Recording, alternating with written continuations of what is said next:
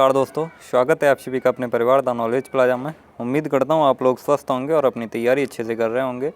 तो जैसा कि आप लोगों को पता है, आज आपकी जीके की क्लास होगी। आज मंडे है तो आज आपकी जीके की क्लास होगी। तो आज की क्लास में सभी स्टूडेंट आएंगे, चाहे वो मैथ वाले हों, चाहे बायो वाले हों और चाहे एग्रीकल्चर वाले हों, क्योंकि जीके के क्वेश्चन सभी के लिए सेम आते हैं। सभी को वही क्वेश्चन पूछे जाते हैं, इसलिए आज की क्लास तीनों लोगों के लिए होगी। तो सभी लोग क्लास को शेयर कर दीजिए और क्लास में आ जाइए। इस वीडियो में हम आपको बताएंगे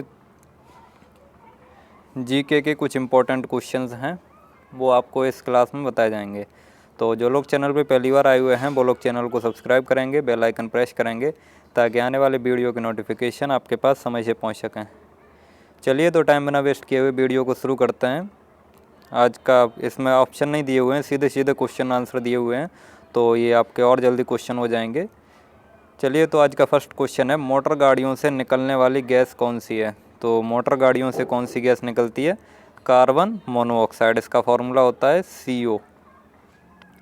मोटर गाड़ियों से निकलने वाली गैस होती है कार्बन मोनोऑक्साइड। चलिए नेक्स्ट क्वेश्चन देखते हैं। ये जो गैस होती है बहुत ही विषैली गैस होती है।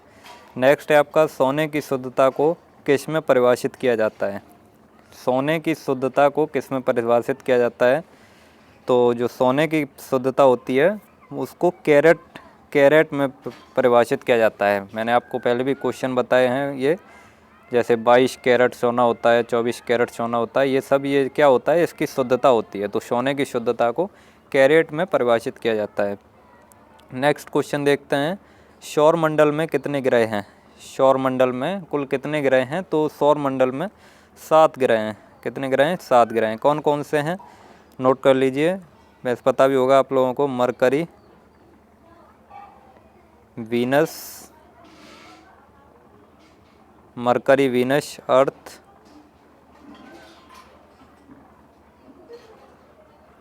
मार्स, जुपिटर,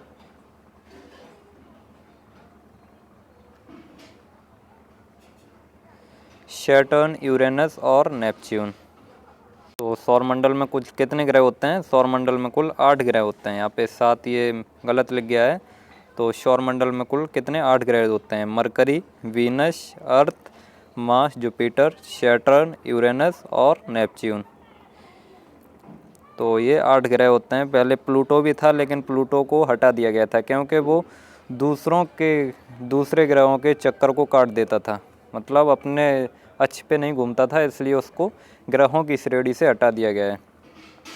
सबसे छोटा कौन सा होता है इसमें? सबसे छोटा आपका होता है मरकरी।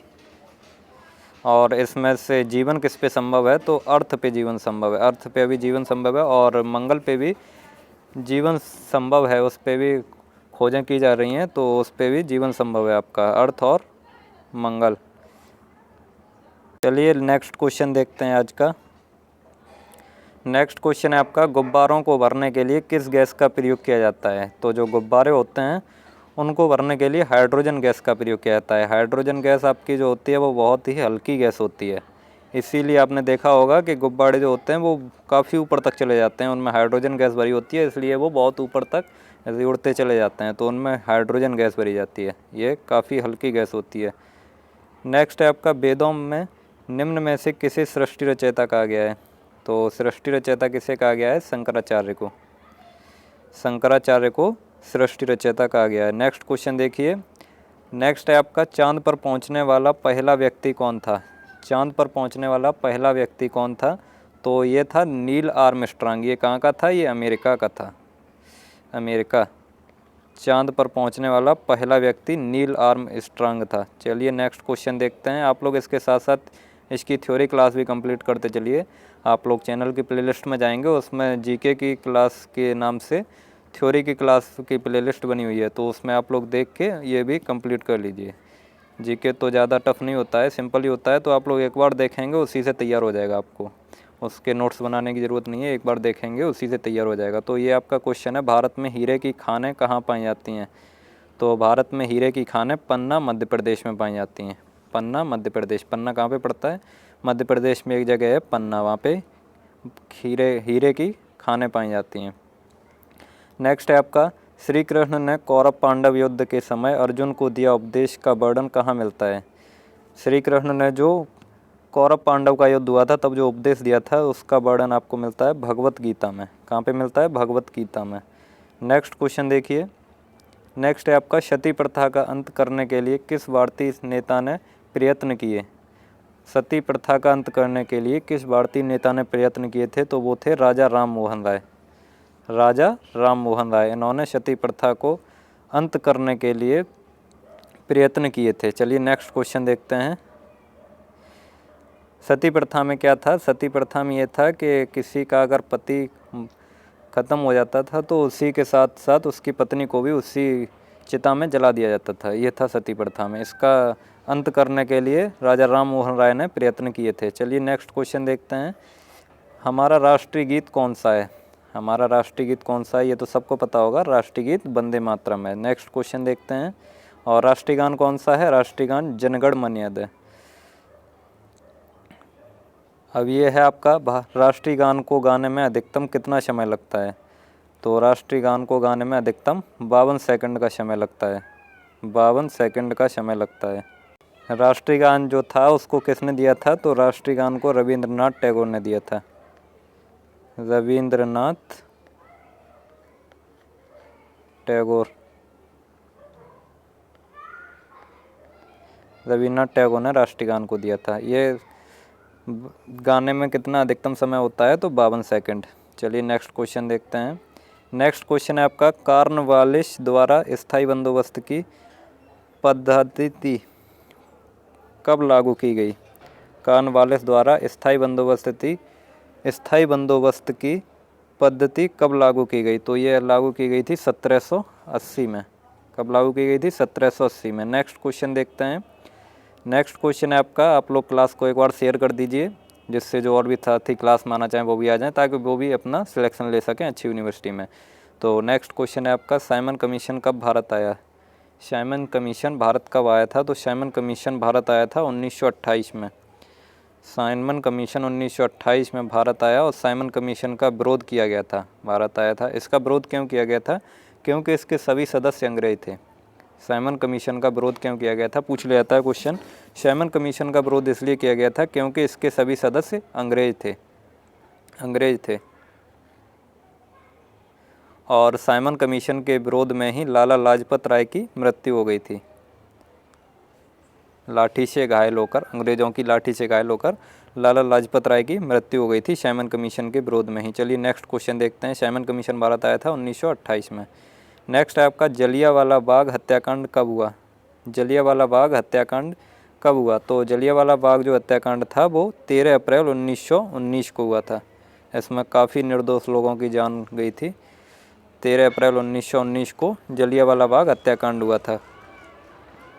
कहाँ पे हुआ था ये? अमृतसर में। चलिए नेक्स्ट क्वेश्चन देखते हैं। नेक्स्ट क्वेश्चन है आपका अजंता की गुफाएं किस राज्य में स्थित हैं? अजंता की गुफाएं किस राज्य में स्थित हैं? तो ये हैं आपकी महाराष्ट्र में। कहाँ पे? महाराष्ट्र में। नेक्स्ट क्वेश्चन देखिए। ये सब इम्पोर्टेंट क्वेश्चन है, इन सबको आप लोग तैयार करते चलिए। ये तो आपको इसी क्लास में तैयार होते जा रहे होंगे, एक बार और देख लेंगे तो और अच्छी तरह से तैयार हो जाएंगे। एक बार ये क्लास ख़त्म हो जाए तो दोबारा से इसको देख लीजिए, उससे आपको और अच्छे से तैयार हो जाएंगे। 1 वर्ड क्वेश्चन है, ज़्यादा टाइम भी नहीं है इसमें।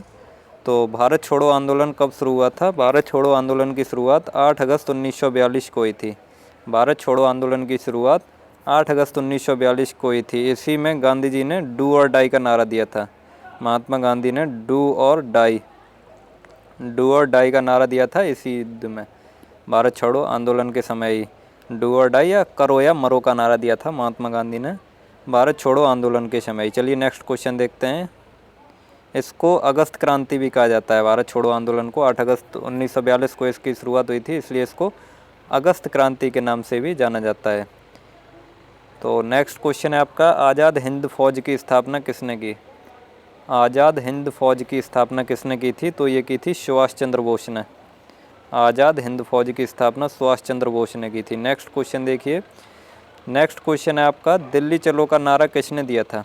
दिल्ली चलो का नारा भी सुभाष चंद्र बोस ने दिया था। और तुम मुझे खून दो मैं तुम्हें आज़ादी दूंगा, ये भी नारा सुभाष चंद्र बोस का था। नेक्स्ट क्वेश्चन है आपका भाखड़ा नागल परियोजना किस नदी पर है? वाखड़ा नागल परियोजना किस नदी पर है? तो ये है आपकी सतलुज नदी पर। वाखड़ा नागल परियोजना सतलुज नदी पर है।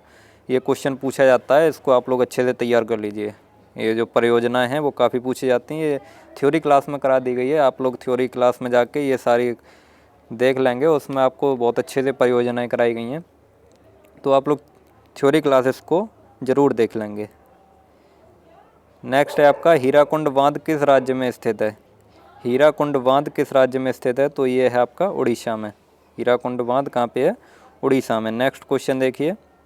नेक्स्ट है आपका भारत की प्रथम नदी घाटी परियोजना कौन सी थी? भारत की प्रथम नदी घाटी परियोजना कौन सी थी? तो ये थी दामोदर घाटी परियोजना। दामोदर घाटी परियोजना। उम्मीद है आप लोग जो हमने अभी तक क्लास करा दी हैं वो सब आप लोगों ने तैयार कर ली होगी। 3 क्लास हो चुकी हैं, आज ये चौथी क्लास है, तो ये सब आप लोगों ने तीनों क्लासें तैयार कर ली होगी। और ऐसे ही आप लोग तैयार करते चलिए, क्योंकि अगर एक भी दिन का गैप करेंगे आप लोगों को डेली क्लास में आना है, एक भी दिन का गैप नहीं करना है। अगर एक भी दिन का गैप करेंगे तो आप लोग अपने लिए बहुत बड़ी दिक्कत खड़ी कर लेंगे, क्योंकि अब समय काफ़ी कम बचा हुआ है, समय अब ज़्यादा नहीं है। इसलिए आप लोग डेली का डेली तैयार करते चलिए, फिर बहुत ढेर सारा हो जाएगा तो आप लोग उसको तैयार नहीं कर पाएंगे। इसलिए हम आपसे यही कहते हैं कि डेली जब लाइव क्लास होती है तभी आप लोग क्लास में आइए और उसी के साथ साथ उसको तैयार करते चलिए। और ये जो क्लास कराते हैं इसके साथ साथ आप लोग थ्योरी क्लास भी तैयार करते चलिए, क्योंकि थ्योरी बहुत ज़रूरी है। थ्योरी की हर एक सब्जेक्ट की अलग अलग प्लेलिस्ट बनी हुई है, तो आप लोग उसमें जाके देख सकते हैं। ये आपका क्वेश्चन है, विश्व की सबसे लंबी नदी कौन सी है? तो ये तो ज़्यादातर लोगों को पता होगा, नील नदी। नेक्स्ट क्वेश्चन है आपका, अशोक ने किस धर्म को अपना लिया था? अशोक ने किस धर्म को अपना लिया था? तो अशोक ने, सम्राट अशोक को तो जानते होंगे आप लोग, सम्राट अशोक का नाम सुना होगा, तो उन्होंने किस धर्म को अपना लिया था? बौद्ध धर्म को। नेक्स्ट क्वेश्चन है, ये आज का सेकंड लास्ट क्वेश्चन है, आगे के क्वेश्चन आपको अगले क्लास में कराए जाएंगे। ये है आपका, धामी गोलीकांड कब हुआ? धामी गोलीकांड कब हुआ था? तो ये हुआ था 16 जुलाई 1939 को। धामी गोलीकांड 16 जुलाई 1939 को हुआ था। चलिए आज का लास्ट क्वेश्चन देखते हैं। आज का लास्ट क्वेश्चन है, भारत का संविधान कब लागू हुआ? भारत का संविधान कब लागू हुआ? तो भारत का संविधान जो था वो 26 जनवरी 1950 में लागू किया गया था। भारत का संविधान 26 जनवरी 1950 को लागू किया गया था, लेकिन जो आपका संविधान था वो 26 नवंबर को ही बनकर तैयार हो गया था। 26 नवंबर को ही बनकर तैयार हो गया था। ये 26 जनवरी को ही क्यों लागू किया गया, ये मैंने एक वीडियो डाला था चैनल पे, तो उससे आप लोग देख सकते हैं। उसमें बताया गया है कि रिपब्लिक डे को 26 जनवरी को ही क्यों मनाया जाता है, उसमें हमने बहुत डिटेल में बताया है। तो उस वीडियो को आप लोग देख सकते हैं, अगर इसको जानने के ज़्यादा इच्छुक हैं कि 26 जनवरी को क्यों मनाया जाता है, तो उस वीडियो को आप लोग देख सकते हैं। चलिए, तो आज की क्लास आपकी यहीं पे ख़त्म होती है।